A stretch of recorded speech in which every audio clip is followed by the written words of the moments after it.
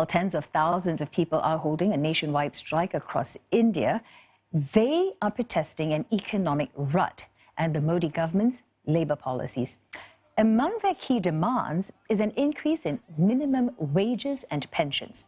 They have slammed reforms such as the privatization of state-owned companies. The criticisms have escalated amid the government's approval to sell off national flag carrier Air India. We are opposed to the price rise situation. We are opposed to codification of our labor laws. We are opposed to sale of public sector the way it is being done, our natural resources, natural assets. Government is doing all possible things to sell this country, and working class today is on roads to tell we will not allow the sale of our country. Violence has been reported in some areas.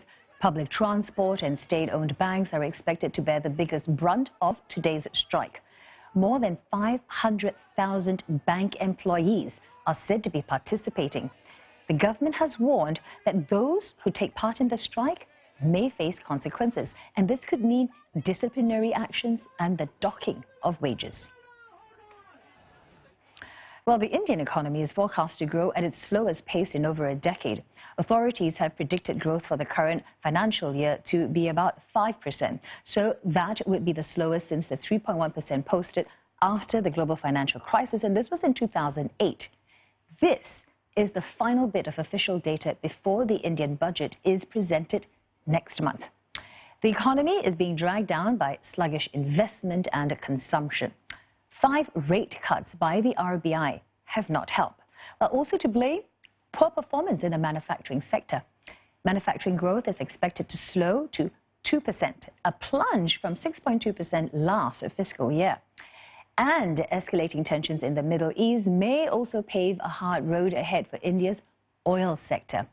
It meets more than 80% of its crude oil needs through imports, and the gloomy outlook has amped up the pressure on the Modi government. Last week, the finance minister unveiled a plan to invest around $1.4 trillion in infrastructure over the next 5 years. The aim to make India a $5 trillion economy by the year 2025. Question is that enough? Well, we asked an expert for his take. Well, the economic growth needs to be revived.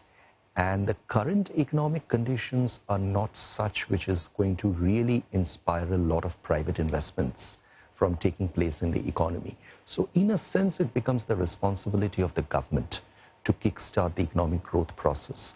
And there are enough examples to show that for a country which is as big like India, infrastructure actually remains the major sector, which can generate jobs, which can bring in further investments, and which can create assets for generating a second round of economic expansion.